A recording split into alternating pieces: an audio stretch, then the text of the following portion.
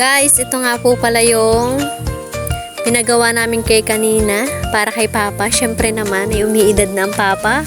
Ay kailangang i-celebrate din kahit papaano.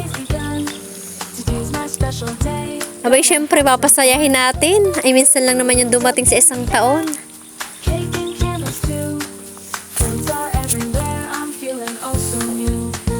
Masaya na nga po kami dyan. At yan nga, nagawa ng paraan ng birthday ng Papa. Ay pakasaya na rin po niya.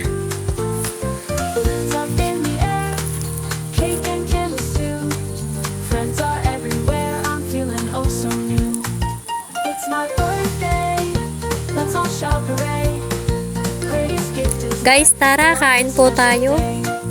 Pagsaluhan po natin ito. Yun lang po.